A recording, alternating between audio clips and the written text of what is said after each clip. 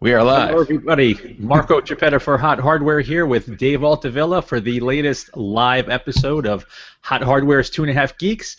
We are going to talk about lots of the cool stuff we saw at the Consumer Electronics Show last week. We saw stuff from everybody from Intel to NVIDIA, AMD, Dell, you name it, tons of really, really cool stuff. I think I'm going to tee it off to my buddy Dave. Dave, how you doing today? Good. How you doing, man?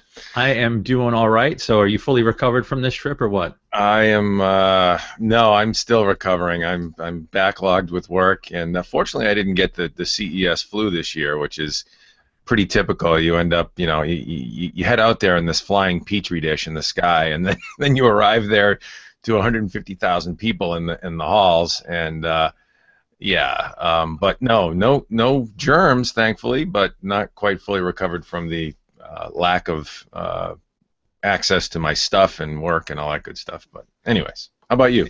Yeah, same here. I'm happy I did not catch the plague this year, but I don't know. I'm still not even unpacked. I feel like I could use an extra week. Yeah, it's like you head out there for a week and you need a vacation when you're done. Absolutely. People go to Las Vegas to vacation, but not us apparently. So what do you think? What should we kick off with? You want me to go first? Well, yeah, sure. Dive right in. What was interesting to you? As you'd said, we got a chance to meet with manufacturers from all walks of life and all different types of technologies. What did you see that was sort of high on your list of CES highlights? So I'm not going to steal some of your thunder. I know you have a cool product there that you're going to want to talk about, but I'm going to start with Cyberpowerpc because I thought they did some really, really cool stuff at CES. So if you come by the site and you check out our post on Cyberpower from CES, we have a video in there and a whole bunch of pictures of new gaming systems on the PC side and new smaller form factor gaming systems from their cyber division over at Cyberpowerpc. Now, one of the really cool, funkiest gaming PCs we saw, kind of everybody was talking about this machine at CES, was the Cyberpower Fang Trinity. This machine it really looks nothing like any other gaming PC that's available right now. It's using a case from Deepcool that's essentially separated into 3 different sections, and in each section are all the hardware. So at the top of the case, there's a spot where your graphics card and 3 drives can go. Down off to the side, there can be another array of drives and the power supply, and then down off the other side is where the motherboard and liquid cooler, the self-contained liquid cooler, go. Take a look at this, everybody. I'm actually screen sharing this now. I'm going to interrupt you so that our friends at Google Hangouts will put this on the screen because I have to talk to see it on screen. So excuse the interruption. I don't mean to break your stride, but there it is. There's the Trinity, Cyberpower Fang Trinity, and its 3-section layout. It is just wild, a wild thing, no question about it. Go ahead. Yeah, totally cool, totally funky PC, and Cyberpower will completely customize any PC that you order from them. So as long as the hardware fits in that case, you can build a PC in there, and that case option is starting at $349. This particular one we show you is steel. It weighs like 50 pounds. It's super, super heavy. In the future, they're planning an aluminum one, but no details on pricing or availability there. And Cyberpower, they also showed off a bunch of their high-end gaming PCs. We saw a monstrous MSI-based gaming notebook, the Famebook 3 Extreme. This thing's nuts. It has a Cherry MX mechanical keyboard in a notebook with an 18.4-inch screen, if I'm remembering right. GTX 980 SLI inside, 16 gigs of RAM, you name it. But some of the keyboard, there she is right there. Look at that thing. I think you likened it to look like an old Amiga or something from back in the day. Yeah, I thought it looked like an Amiga 500, but that's me with my crazy Amiga thoughts still in my head. And then let me just quickly talk about the last couple systems. Cyberpower, their cyber gaming division, also showed off an array of new Cyber Vapor small form factor systems. These are designed to take on consoles and sort of sit in your home theater setup, and also a Vapor Slim concept. Now this one is still in development. They're still trying to decide on what type of power supply to use and how small they can make it, but we have pics of that. And then finally, a Vapor Stream, which is a really tiny Bay Trail-based PC that's designed to stream using Steam's in-home streaming service. So you can stream your games from your big desktop PC running Steam to this little box running the Steam client as well. Vapor Steam, there it is right there, and looks a lot like a Chrome box, but yeah, powered by Intel's Bay Trail platform, and then this is sort of their set-top box size little fella, the Vapor Slim, and then this is the Cyber Vapor I. It's kind of like a game console, but it's definitely all PC inside. GeForce GTX 750. AMD quad-core X4 740 processor. Pretty interesting, $549 for that fella. But yeah, again, the Fang Trinity sort of stole the show. That thing's kind of cool. Water-cooled here, mini ITX, and the only drawback one of our readers pointed out, which I thought was pretty minimal, was you can't get SLI in this thing if you look at the. Let's see if I have that up on screen right. Yeah, if you look at this section right here, there we go. It's a single slot there, but you could put a dual GPU card in there if you like. Yep. So pretty cool stuff from our friends at Cyberpower. Yeah, absolutely. So what about you? What's something that you want to chat about? All right, so we see all kinds of stuff at the show, and some stuff we see under NDA, and I'm actually flipping through tabs here as I talk. Some stuff, is we get to see and you can't even talk about it, and it's so cool sometimes, and you wonder if it's ever going to see the light of day. But actually a product that got plenty of awards at the show that actually shipped as soon as the show was over. It's available in market now, and sort of stole the show, I think, for us collectively as a team was this little fella. It's the Dell Xps 13, newly revamped for 2015, and let me screen share that out and show you that. So this is it. It's the Dell XPS 13 for 2015. It's been fully retooled, and as you can see there, this thing has a near bezel-less display. So 3200 by 1800 IPS display, 5.2 millimeter bezel around the top and side edges. Bottom bezel area here is thinner than most, but still kind of chunky. Obviously, you have to raise that panel up off the typing deck to have it more at eye level. But absolutely beautiful display. 400 nits of brightness, actually, a little bit brighter than the average 300 nit notebook panel. Again, QHD plus 3200 by 1800. And then the rest of the design is gorgeous too. It's strapped across the palm rest area and the keyboard area with carbon fiber, and so it's a composite carbon fiber material. Really nice, really I guess strong and durable, but light, all in one breath. And where some notebook manufacturers have sacrificed as of late to get thinness and lightness, but maintain rigidity and strength, especially in the keyboard area where you're banging away and you don't want flex and creakiness or anything like that. Other manufacturers have struggled. Dell, really nailed it with this. You get a really super high quality feel, a very strong, rigid feel that doesn't give underhand, and it's light and it looks good too. Carbon fiber obviously looks real nice. And then brushed aluminum, machined aluminum top and bottom lid. Pretty standard fare there. Really nice machine, and it's powered by Intel's all new 5th generation Core series processor, Broadwell U, 14 nanometer, so lower power, a little bit faster on the CPU side, about 4 to 5% gain on CPU. Graphics is on order of about 20+% in some cases, additional graphics boost for what Intel claims on average, and what actually Dell claims, I should say, rather, on average, about an hour and a half extra battery life versus the previous gen Dell XPS 13, and again, Intel claims a little bit extra battery life just in general for the platform. Better performance per watt is the message there. So all around, kind of a win-win, and this thing is just it's in-house now. I've got it in the studio in the lab with me, and we're working through our full review. I already did a couple of features on it. Love it, love it, love it. One drawback that readers have already pointed out, if you look closely, I'll screen share this again. If you look closely, it's kind of hard to see it right here, but right along the bottom here where my cursor is where the webcam is. Obviously, up top, you can't get a webcam up in this 5.2 millimeter bezel area, but down bottom on the left is where it is. And folks are saying, well, if you're typing, obviously your hands are going to be in the way in the camera once in a while, and it also has sort of a weird angle looking up at you. I don't particularly use a webcam on a laptop all that often.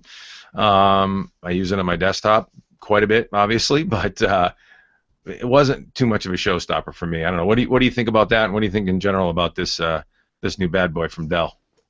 So I love the machine, super gorgeous machine. As for the webcam, I've used a couple of devices where the camera is down at the bottom, and it's totally not a big deal at all. It's rare that you're going to be, when you're web chatting, you sort of want to be looking at the camera.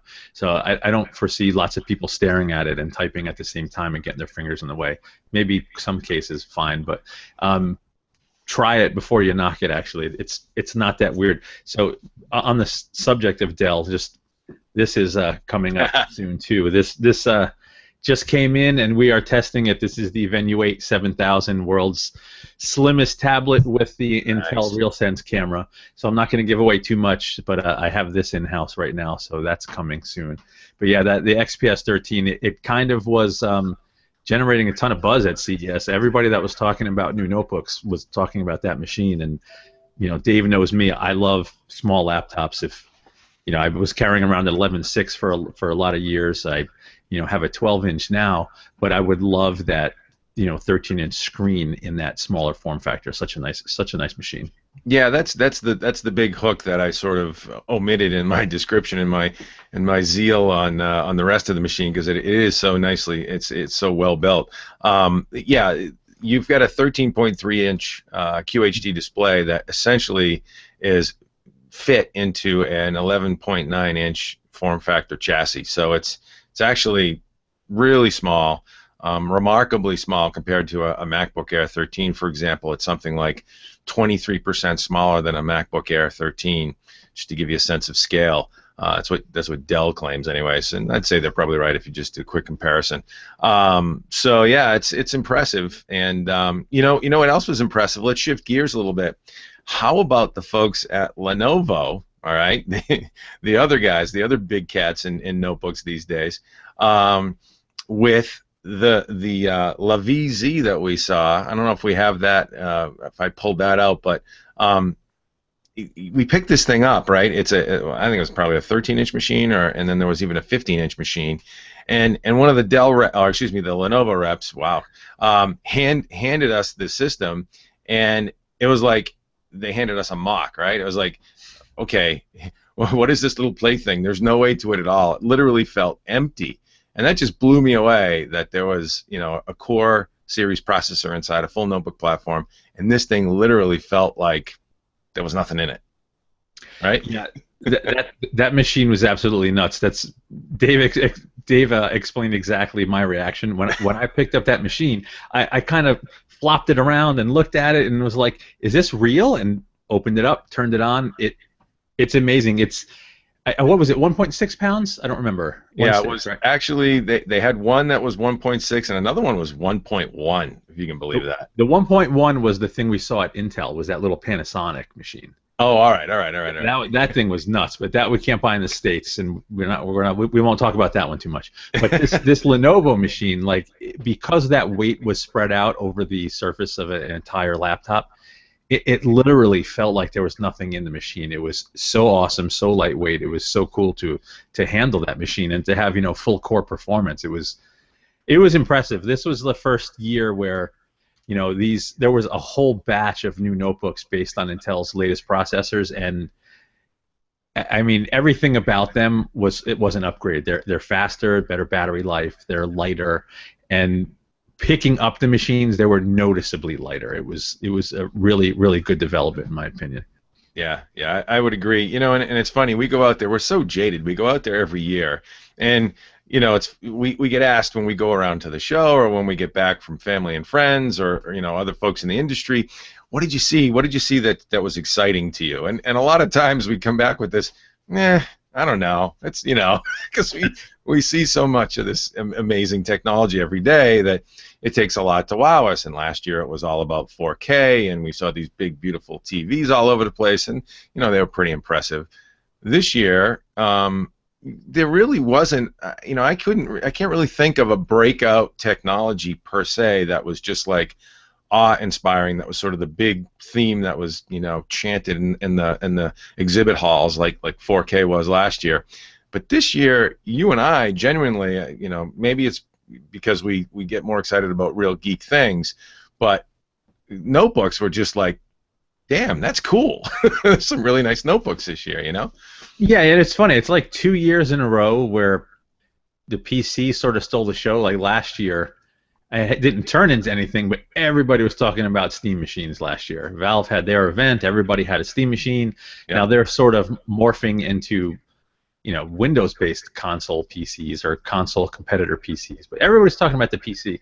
And then this year, like the big announcements, Intel had new chips, and there was a boatload of new notebooks that were really nice, and everybody was talking about the new notebooks. So it was like another strong year for the PC at CES. Of course, there was tons of other electronics. Everybody was showing TVs, curved panels, all that kind of stuff, but I know the excitement wasn't there for that stuff. We already know what 4K is. We already know 8K is going to come, and 4K is there's no content, so people weren't terribly excited. But the notebooks, it was sort of like, yeah, why am I going to buy a tablet when I can get this convertible notebook that weighs 1.5 pounds that runs everything and is super light? So I thought it was a good year for the PC. I would agree. Absolutely, it was refreshing to see all the mobile technology, and actually, on that note, our friends at NVIDIA sort of kicked off the show early for us. A couple days before the show, they had their press conference and unveiled the Tegra X1, right? Yes. I'm trying to remember. I've got my Tegras over the years. But, yeah, so this is a pretty interesting chip. We've got quad-core 64-bit with Maxwell GPU on board, right? Why don't you dive into that a little bit? Yeah, so the Tegra X1 is interesting. So in the context of NVIDIA's announcement, they didn't talk about a tablet. They didn't talk about a new Shield device. They strictly talked about the chip and some automotive applications for it. Yep. So the Tegra X1, the Tegra X1, I keep saying the, and I'm going to fix it. The Tegra X1 has a 256-core Maxwell-derived GPU. And unlike the previous Gen Tegras, this isn't a 4+1 core device. This is an 8-core chip in a big little configuration. There's 4 big ARM A57 cores and 4 small lower power A53 based cores. Right. Yep. And basically, it's a 8-core ARM setup with a Maxwell GPU that can do lots of really cool stuff in cars. The thing can push multiple 4K displays. So I believe, I'm probably going to forget the number wrong, but it's in our article. In total, it can push something like 16 gigapixels worth of screens, and it doesn't have to be a single screen. So these screens can sort of be broken up around a car. So you can have one screen in your dash, even have screens in your A-pillars to give them the effect of being transparent if there's cameras behind them. Tons of cool applications that NVIDIA showed. Now, in terms of the capabilities and performance of the Tegra X1 itself, it's looking like a super fast SoC. The Maxwell GPU, I'm going to take one more step back. There's also a 4K 60 frames per second capability in the video engine, so the thing can play back 4K video at 60 frames per second, and we saw that. They didn't just say it. We saw that in a demo live. The cores are going to be plenty fast, and the 256-core Maxwell GPU, more than twice the speed of the Tegra K1. So overall, it's looking like a really strong chip. Now, power for something like this, it's going to scale kind of high, but they can clock it down and get it into tablet form factors. We're not sure exactly what NVIDIA's plans are yet. But for the cars, they showed two different setups. One was called the Drive CX. Yep, I'm screen sharing that now. Let me get down there. There's Drive CX right there, right? So refresh my memory. What was the other one? It was Drive CX, and the other one is the Pilot CX. Yeah, hang on Drive one second. PX. There it is. PX, yeah, PX, yeah, which is sort of short for Pilot, maybe. You were close. So go back to the other one for 1 second. Sure. So this is your Drive CX module here with Tegra X1. All right, and there's one more. I think the other one was still Drive CX. Go down one more time. Down here to Drive. That's PX. Drive. That's the neural network stuff. Oh, Drive PX. It's Drive CX and PX. That's what I'm missing. Yeah. So the CX is basically an ECU for a car that can run the dash, run the infotainment system, and I mean, you've all seen how all the cool stuff Android can do.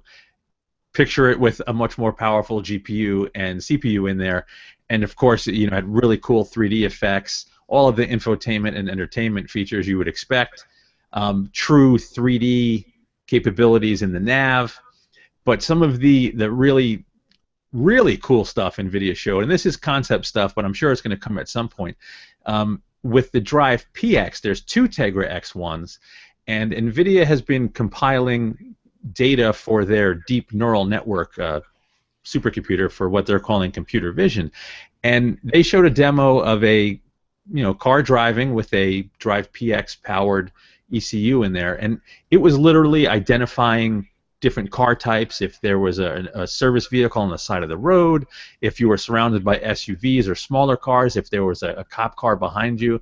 So picture the most advanced car infotainment system, and that's what NVIDIA was showing off. It's interesting. I have this up on the screen now. I'm screen sharing it as well, and it's funny. We hear in these presentations a lot of sort of marketing-sounding, glitzy buzzwords like deep neural network. Sounds all right, like somebody was thinking hard in the marketing department for that one. But actually, this implementation is very much in that sort of vein, if you will.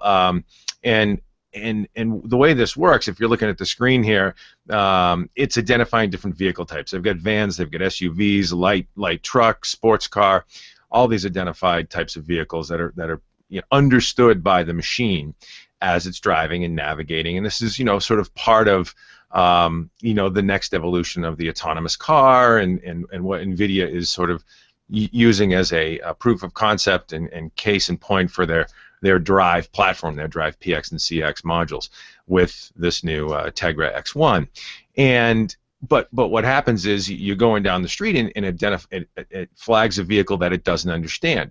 So what happens is if there's a number of vehicles on the road that are enabled with this technology, scanning and identifying different vehicle types, new shapes, new scenarios get uploaded to the network. This what they're literally calling now deep neural network, which sort of actually literally translates to these multiples computers across the city all chiming in, feeding the database with new data from these vehicles that are equipped with the technology. So conceivably hundreds, thousands of vehicles reporting in new data, identifying new data and new situations. They talked about things like ambient occlusion or occluded objects where there's a car partially occluded or obstructed by some structure. And it could identify, just different scenarios and different viewpoints and perspectives for safer autonomous driving and for more accurate autonomous driving. I guess pretty interesting stuff, actually. Yeah, absolutely. So another one of the demos that they showed was there were two, but you could have a partially occluded pedestrian. So lots of cars, infotainment systems now can identify a pedestrian walking across the street. But if that pedestrian is walking between cars and only part of them is visible to the car's camera, some of them have trouble and they don't warn the drivers. NVIDIA's setup, at least with their current setup that they showed, was able to identify pedestrians walking between cars, and they also had a long demo that kind of dragged on a little too long of the car of a car self-driving through a parking lot. Now it was simulated, but the setup was able to drive through a parking garage, identify an empty spot with enough space, and then park the car in it. And they're foreseeing a future where you can run an app, and then your car will come back to you. You don't have to go find it in the parking lot. So no more losing your car. There you go. Yeah, no, and let's talk a little bit. I'm actually sharing out the slide on the chip itself, just briefly. So we've got 8-core, 64-bit CPU. This is interesting. You talked about this big little A57, A53 combination. This sounds a lot like Samsung's architecture that they adopted for Exynos Octa, right? And then, but with obviously NVIDIA graphics special sauce with that 256-core Maxwell GPU block. What do you think there? Is it can we speculate at all on what performance is going to be like with that thing? Is it going to be on the CPU side similar to Exynos Octa, or has NVIDIA gone in and hand-tuned? My guess is they've probably gone in and hand-tuned this thing a little bit for their own purposes. Yeah, I mean it's off-the-shelf cores, so to speed up time to market, they are off-the-shelf cores. I'm sure NVIDIA did some optimization, and in terms of power management and how it boosts clocks and reduces clocks, NVIDIA definitely will be tweaking the special sauce there. We should take a wait and see on performance. Absolutely. We always take a wait and see until we have it in hand.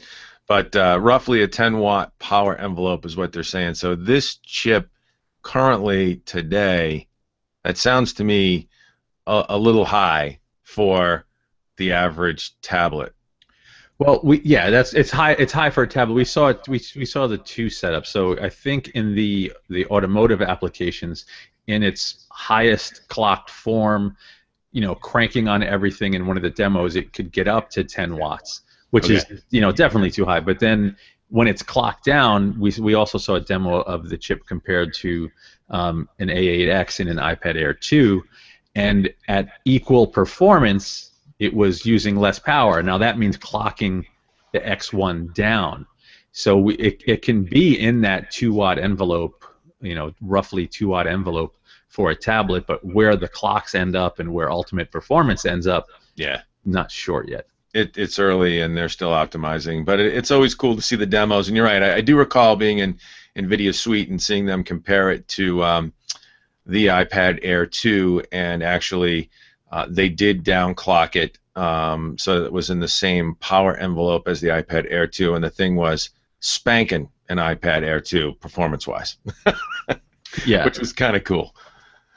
Yeah, so NVIDIA's whole point of that was it's not that it's a configurable TDP, but you can configure it to, say, double the performance of the previous gen in a similar power envelope, or match the performance in a lower power envelope. So it is more efficient, but absolute power consumption still in flux. We'll see where it ends up. Yeah. And then of course they always bring out Unreal Engine, and they had Unreal Engine 4, an amazing tech demo with that running, and NVIDIA always puts up a pretty good show, don't they? Yeah, absolutely. But so, what are your thoughts about the other thing we saw on sticking on the small front, or the small, topic? Intel's little diminutive compute stick. What do you think about that little guy? Interesting little idea. So Bay Trail powered HDMI dongle. If I'm remembering right, $150 for one with 2 gigs of RAM and 32 gigs of storage, capable of running full Windows 8.1. Yeah. So if you want a super tiny media streamer, install Windows and XBMC on that thing, and boom, you have a full PC right tucked in behind your television. There's going to be a cheaper one with less storage and half the memory, I think, for $99. Pretty cool stuff. I mean, there's stuff just like this already running ARM processors and Android, and XBMC on top of Android. So not a totally new concept, but to see a whole Windows PC back there is pretty cool. Yeah, I've got it screen shared up here again, and basic HDMI dongle, excuse me, and but what was interesting to me, and I think that's some of the naysayers immediately jumped up and say, hey, we already got this, we Chromecast, we've got any number of different sticks, Roku streaming sticks, Amazon Fire TV, you name it.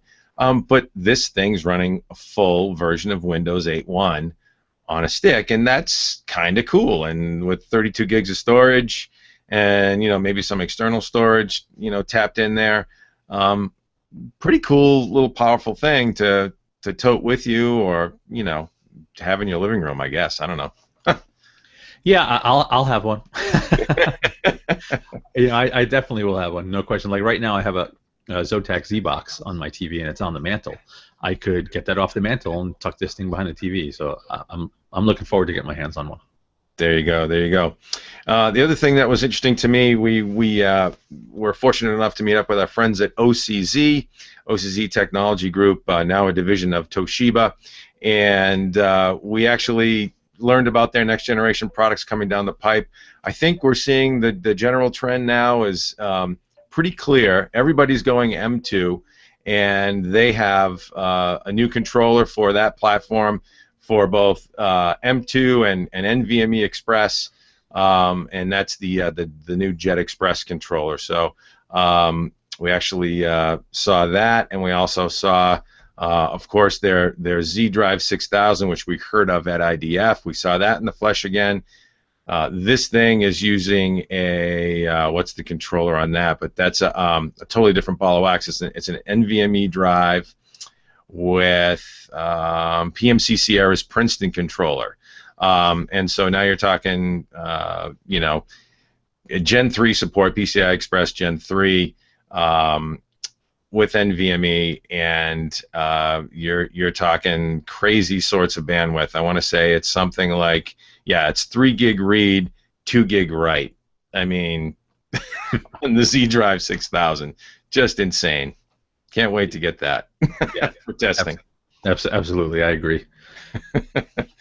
So and the folks at OCZ, they're always cooking up something good. We're really happy to see them still kicking out there, and with Toshiba behind them, with some really good I guess foundry muscle, if you will, for the flash. They have a real good shot of delivering some solid products for the market this year, and really capturing some market share. I want to say the Jet Express controller, we should be hopefully getting in some product in the near future, in the first half of this year. But there's also a Vector 180, which is based on their Barefoot 3 controller, that's almost en route to us, right? The Vector 180 SSD. Yeah, if I'm remembering right, that might be one of the last ones based on that controller coming, but that should be soon. We have a couple picks up in the article as well. Yeah. All right, cool. What else was interesting to you out at CES and Viva Las Vegas? Yeah, we're getting close to the 45-minute mark, so we'll be quick. Plex Store also had some cool PCI Express storage stuff coming down the pipe, so make sure you come by the site and check out the Plex Store stuff. We have to talk about AMD. If we're talking Intel, I got to talk AMD as well. Oh yeah. We saw a few cool things in AMD setup. First, they were showing off an array of FreeSync monitors. So if you are a gamer and you follow sites like ours, you probably have heard of NVIDIA's G-Sync, the adaptive refresh technology that eliminates tearing and minimizes stutter and lag in gaming with G-Sync-enabled monitors and graphics cards. FreeSync is AMD's answer to G-Sync, using basically the DisplayPort spec and some of the technologies built into there. Manufacturers are now incorporating some of the tech that allows for adaptive refresh rates into new monitors, and it's not quite free. I'm sure the monitors will have somewhat of a premium, but you don't need, a special G-Sync board like the NVIDIA solution. So we saw 4K FreeSync monitors, IPS professional FreeSync monitors, and lower price TN FreeSync monitors. So the point of AMD's story was they are coming and coming soon. We're hearing this quarter, and we should have some soon. We should have it all tested in an article up before you can buy them. We don't know quite yet, but they are coming soon. AMD also talked about their upcoming Carrizo APU. Yep. So this is a new power-optimized APU for small form factor and notebook and mobile applications. The chip is using, of course, AMD graphics, So Radeon graphics core in there, DX12 compatible, new power optimized excavator cores on the CPU side, and no solid answers in terms of absolute performance or power, but we're being told improvements all around. So we saw a reference notebook actually running the Lego game, no problem. So it's up and working. It's an actual chip. They aren't just talking about specs, and that should be coming soon from AMD. Yeah. So actually, I just figured out the present to everyone button, which I don't have to talk now, and we're screen sharing. There you go. So we're still learning Google Hangouts here, but so yeah, this was sort of the demo vehicle they had for Carrizo, and it was interesting. You know, it's a thin and light laptop, but not a super light ultrabook. Sort of a 15-inch platform, and looking for some good things from AMD and the integrated APU, you know, CPU, GPU, what they call an APU. Front coming this year, and so if I were to hazard a guess, I think we're going to probably going to start seeing some stuff from them, you know, like Q2ish on this thing. That's my guess. Yeah. But, and then here's the FreeSync monitors right here. They had some demos from the folks at Samsung, BenQ, and LG. You see the three amigos there. LG on the right, looks like Samsung in the middle. Samsung's panel looked really nice. I think it was a 4K. Yeah, 4K 28-inch panel, 60 hertz, and FreeSync. That's pretty ding-dang good. I like that. Yeah, it was nice. So I think that's probably about it, right? Yeah. So if you're watching this and you want to see more stuff out of CES, we had something like 50 articles, 50 articles put up over the course of the show. Tons of stuff from Gigabyte, ASUS, really cool stuff from EVGA, all of the Lenovo stuff we talked about, HP stuff, Seagate stuff, Acer. I mean, we could talk all day about the stuff we saw at CES. So you really got to come by the site, check it out. We have pics, we have explanations, we have videos, tons of information out of CES. So we hope you come by and check everything out. Yeah, stop on by. We think this year should be a bang-up year for tech. There's some really cool stuff coming down the pipe in terms of notebooks. I think Intel's going to be leading the charge there. You know, panel technology, as we talked about with the FreeSync monitors. Just, you know, lots of new form factors and improved sort of experience across the board from a lot of manufacturers these days, and it's encouraging. You know, we go through sort of these peaks and valleys, and you know, sort of release schedules and you know, that kind of thing that you know, during the course of the year. But CES always has some build up, and it's almost like, you know, the manufacturers are saving stuff up. But for real, genuinely, this year, I think we were impressed with all the good tech that we saw out there at CES, and it was more than just hype. There's some cool stuff coming down the pipe. Yeah, absolutely. So thanks very much for stopping by, everybody. Dave Altavilla, HotHardware.com. That's the incomparable Marco Chiappetta, and it was great to have you with us.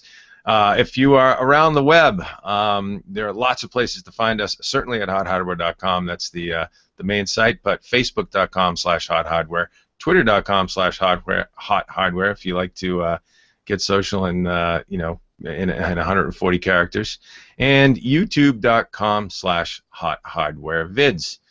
Did I miss anything? Google Plus, of course. Google Plus. My God, we're on Hangouts. We gotta have that. So yeah, if you're here though, you've already found us on Google Hangouts. So exactly, yeah. So thanks very much, and hopefully next week we could have a surprise third geek returning to the fold, or half geek, if you will. So stay tuned. The 2.5 geeks is only 2 geeks today, but next week we could be back to our 2.5 geek level cred. How's that? Sounds good to me. All right. Take care, everybody. Have a great weekend.